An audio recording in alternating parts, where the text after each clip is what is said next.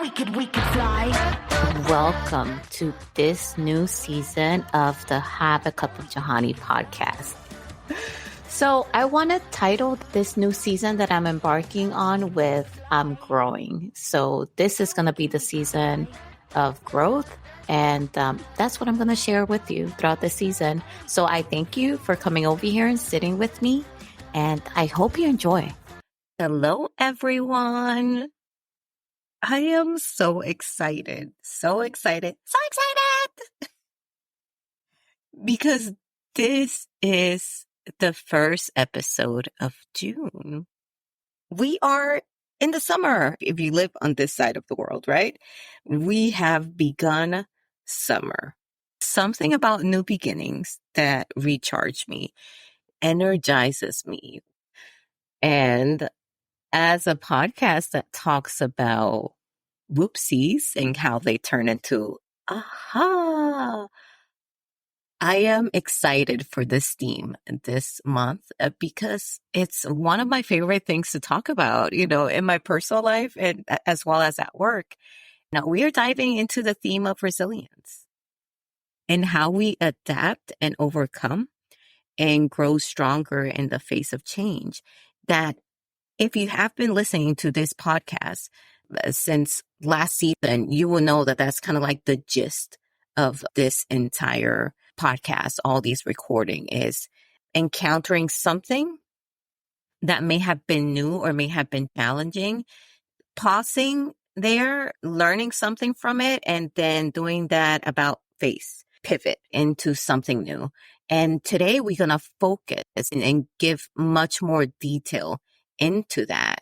As we kick off this very first episode, we will be discussing embracing change, the first step of resilience. And I'm so excited. I have so much to say, people, but it's going to be a short episode because, time and my life is not set up that way. So it's going to be short. Okay. So hang in there. Listen to this. Are you ready though? Are you ready to explore how change can be a catalyst to something really big on the other side?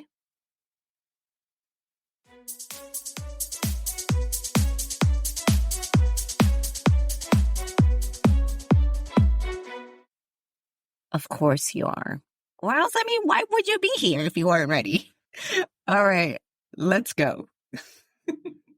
So I hope you grab your favorite cup. I know I have my cup of coffee right next to me, which I made it a tad bit too sweet today. I'm going to have to make sure that I note that in my memory bank so that way I don't make it that way. While I have a sweet tooth, something about me, I don't enjoy really sweet coffee, just like I don't like really sweet wine either. I don't know. Like my beverages, I don't want them to be sweet, if that makes sense. Yeah. But enough about me. Let's talk about something else about me. Let's explore how change, while daunting, is that fertile ground for growth. It's like ugly growth, but it's growth nonetheless. Embarking on this episode, I was like, well, I'm not a bit of change. Denial is more than just a river. Because I had that thought and I was like, Johanny, I thought we were better than this. I thought we had overcome a lot of things and have become more self-aware than that. I guess I was wrong. But change is inevitable. Change will happen. And that's such a crux change for everyone, to include me, even though I lied to myself and try to say that change didn't bother me. But it does. Change happens to everyone. It happens differently depending on what kind of change somebody is going through or depending on their lives, their mission set, whatever. But it's going to happen nonetheless to every single one of us. The key here is how we react to it. That's the key. How do we react to that change? Because that is what is really going to pay dividends for us. That's what's really going to transform our lives. But let's start by defining first what embracing change really means and why it's so crucial to resilience. So I'm going to use myself as an example, even though I try to lie to myself and say that change doesn't bother me. And I think I said that to myself because being in the army for this long, change is just a cup of tea, no pun intended, that I drink every day. Every day something changes. Every day we are tasked and asked to be flexible because we do a lot of shifting and pivoting. I'm asked to move. I'm asked to pack up household and go move to another place, get to know that place. And then once I get comfortable with that place, move again. And since I've been doing that for quite a long time, when I responded to my inner monologue, I said, I'm not afraid of change because I have done it so many times. But I think I was just focusing on that one kind of change. And that's where I was coming up short because just like I said at the beginning, right, there's so many different types of changes. So for me, I think I have gotten a bit desensitized when it comes to changing communities and moving. So I'm not so much afraid of that because I have become accustomed to it. It's become second nature to me. But that doesn't mean that I'm impervious to change and the fear and the anxiety that comes with it. Just not that type of change of moving households any longer, right? But if you were here for the last month, you would have heard how I embarked on this very scary thing, which was to expand one book into a trilogy. And even more scarier, to put my name on that task, knowing that one of those books falls center into the historical fiction genre. One genre that I respect every author in it because, golly, so much work has to go into it, right? But that's one genre that I have been very voiceful about never stepping in. And here I am stepping into it. Even me talking about it gives me a little bit of anxiety and fear that is just flushing through my veins right now. Coffee doesn't help, right? Because that makes me even more jittery.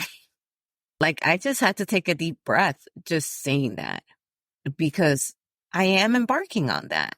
And that makes me really scared. It makes me feel fear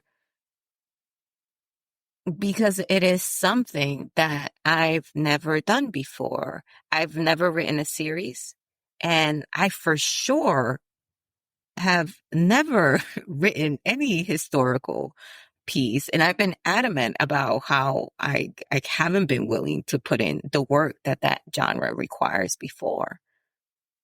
But in order to tell the overarching story of these ladies, Isabela, Julitza, and La Doña, that's what I will need to do. That's what I get to do now. You see that? I learned that from my coach.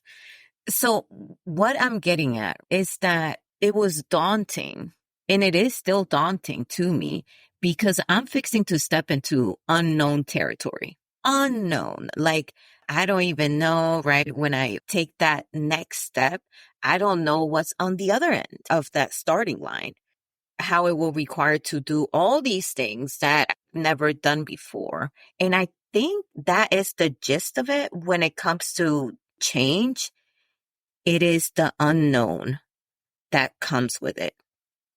Because I think you've heard me say this before, and this is something that I say quite often at work, is that we get so comfortable with the known that as soon as we have to step out of that circle, it just brings like this soul crushing anxiety. But I think that's because as human beings, we are tailored to feel safe within comfort. We have evolved, but not really that much, right? We are community beings, right? We feel safe in communities. We feel safe in known territory. We feel safe when we are around people that we know. And whenever we have to change that and embark on something new and go away from what we feel comfortable with, it brings that anxiety. It brings that hesitation. And sometimes that has happened to me. You just don't go through the change at all because you allow that fear to overtake your reasoning.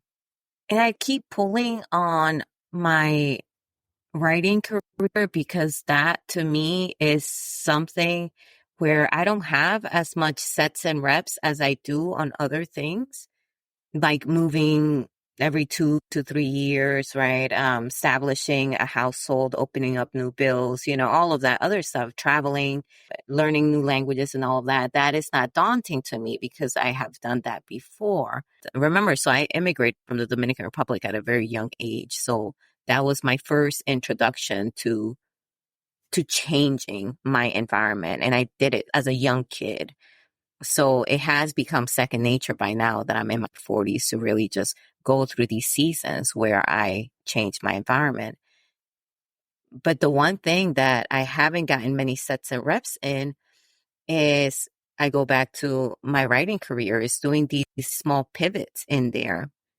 Just like this podcast, right? If you heard me say it 2 seasons ago, right?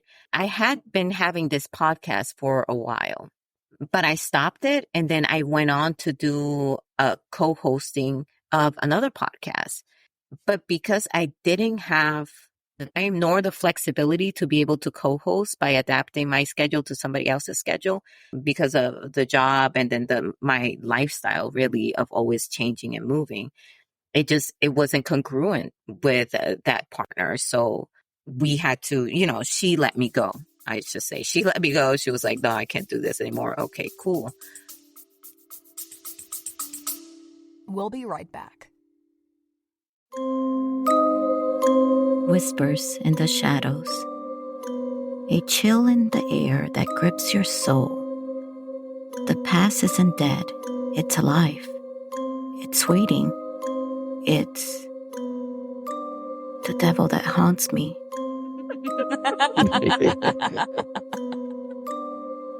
From the mind of J.E. Ortega comes a tale so chilling, it blurs the lines between vengeance and redemption, reality and nightmares.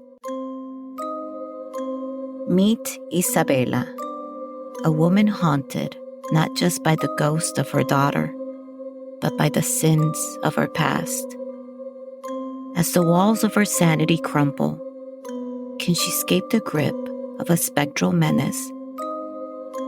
Or will her demons consume her? Dive into a world where every page crackles with suspense, where every chapter peels back the layers of a curse so profound it echoes through generations. The Devil That Haunts Me isn't just a story, it's an experience, a journey through the darkest corridors of the human heart.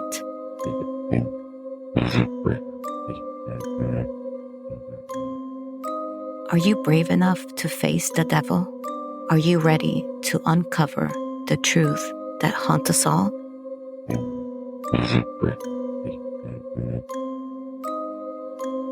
Find out in The Devil That Haunts Me, available wherever books are sold. Pre-order your copy today and confront the devil within.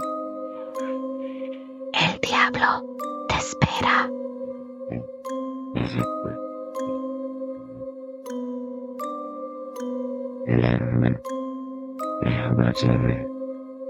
The devil awaits.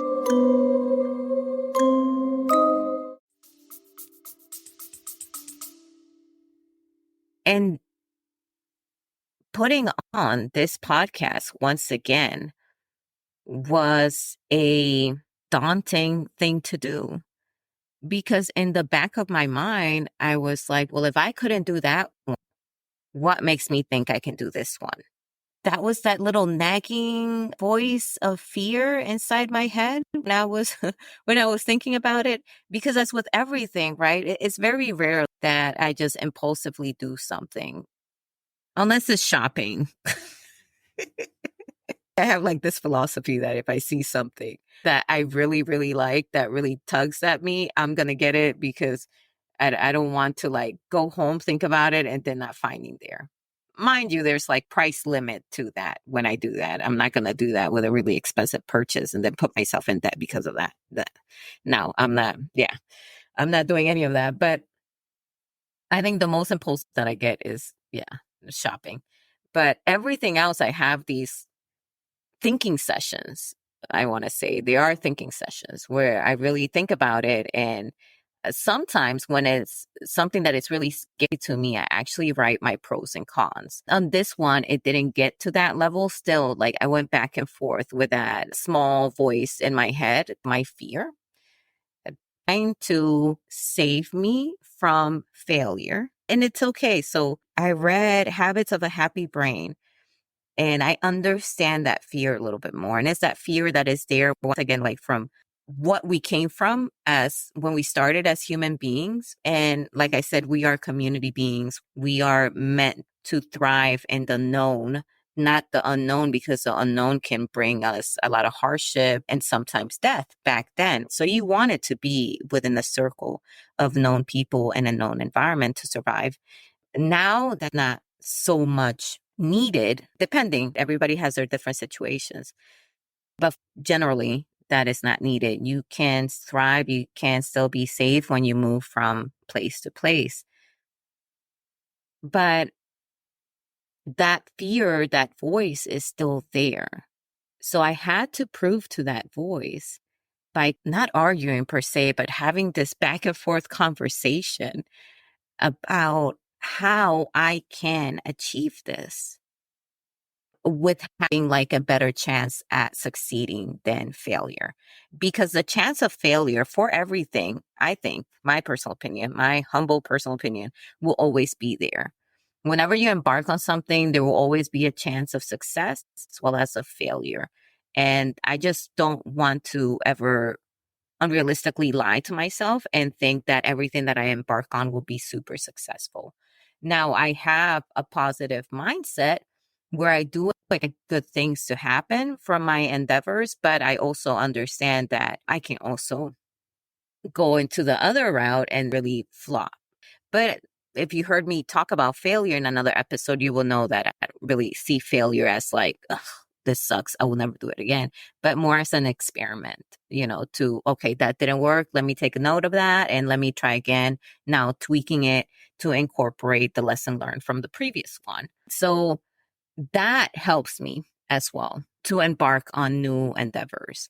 And when it comes to restarting this podcast, having failed at the other one, having completely fall forward on that one, I did take note. I was like, okay, so now I know that my schedule is not conducive to aligning myself with another person's schedule.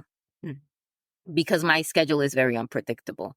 So there's no way, even if I align myself with somebody who is in the same line of work as me, it will not work. Just because it's so unpredictable. My job is so unpredictable. So that will not work. And I learned that. I learned that from that instance. I also learned that I could not sustain long episodes. I could not sustain 1 hour episodes. Hence why, if you look at this podcast, my episodes, you will see that most of them are in the range of 20 minutes to 30 something minutes. And that's with the intro and the outro included. My longest may be in the 40 minutes. Or why? Because I learned that I could not sustain that. I could not sustain the recording and the editing of that long term. For me to feel comfortable embarking on this renewed endeavor of reopening the Have a Cup of Johnny podcast, I needed to make sure that there were things in place that could increase my odds of success. Understanding that I also may not succeed, but if I don't, I will learn from that as well. So I was able to shift. And once I had like this internal back and forth conversation with fear, then I felt a little bit confident going into the booth and starting this podcast. And then I also, or restarting it, I should say. And then I also went as far as to make myself comfortable, right? Because we're human beings. We want to feel comfortable, people. Okay. So this is how I set myself to feel comfortable. I was like, I looked at the year for that first season 3. We're in season 4 now. For that first season 3, I looked at the year. And then I looked at every federal holiday that was in there. And then I made a point that during those federal holidays, telling my husband this, of course, so that way he understands what I'm doing, that I would take one of those days to record and edit episodes. I was banking episodes. So that way that will set me up until the next federal holiday. You see? And obviously I will still have the weekends, but I gave myself the weekends as if something crazy happens at work and I cannot use that long weekend, then I have the weekend to catch up. You see what I'm saying? But I will exploit the longer weekend first. And if that didn't work for whatever reason, then I knew that I had the backup of the regular 2-day weekend. You see, so I made these agreements with myself to ensure that as I embark on this new change in my life of reopening the Have a Cup of Johnny podcast, that I will feel comfortable in it. And because I would have assessed that I could sustain it.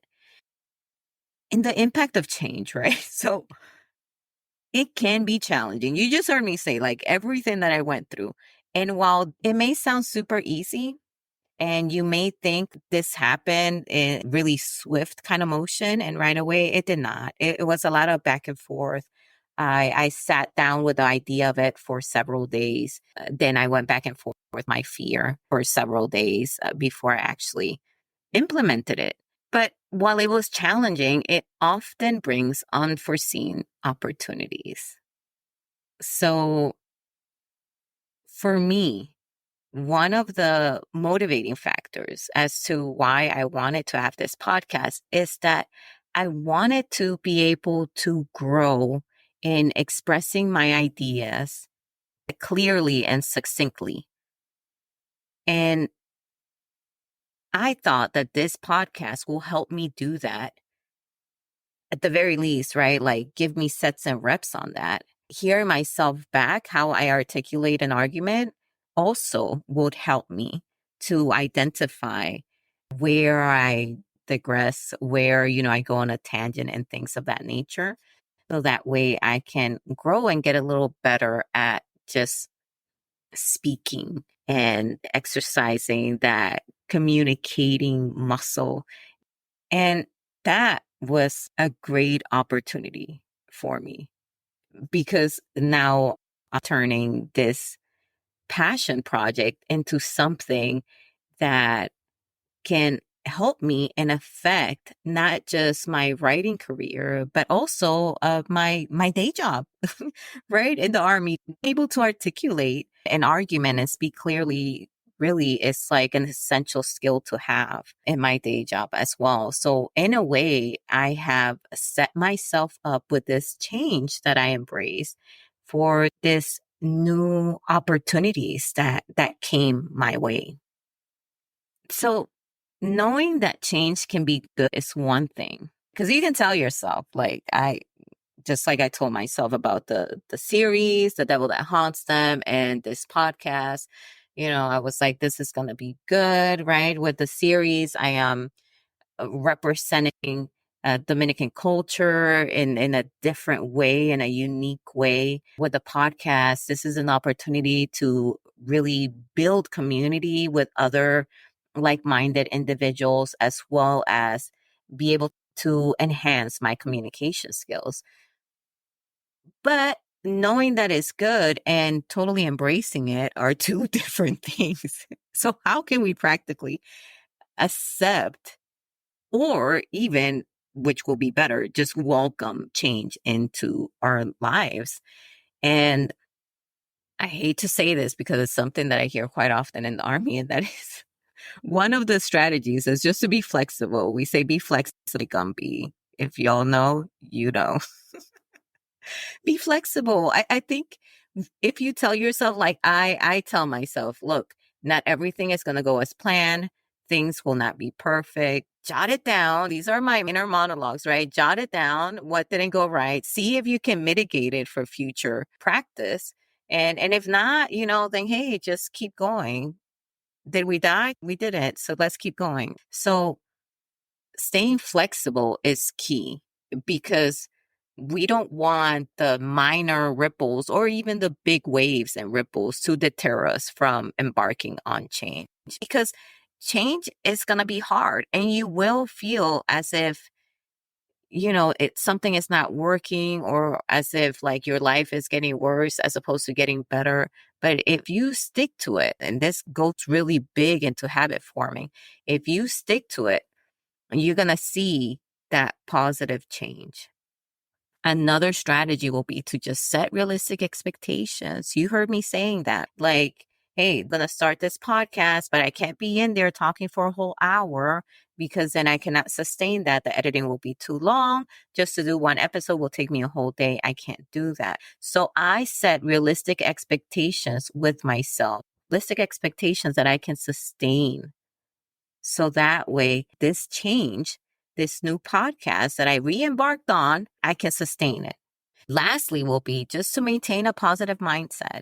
That is, as cheesy as it sounds, that is very important. Because once again, you're going to fall. Once again, you're going to have naysayers. You're going to have people that do not like the new you or the new person you're trying to embrace.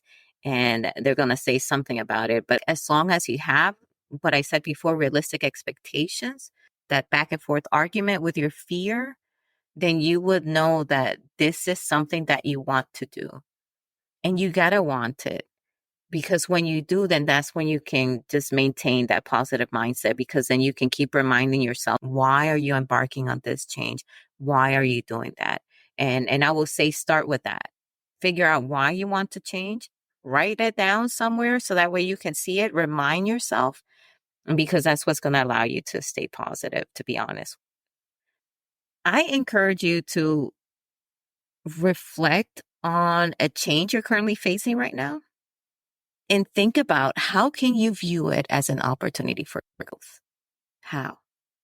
Either write it down on your notes app, right? Or just think about it in your head. You may not want to write it down. Just think about it. How can you view this change that you're currently facing as an opportunity for growth? Think about that.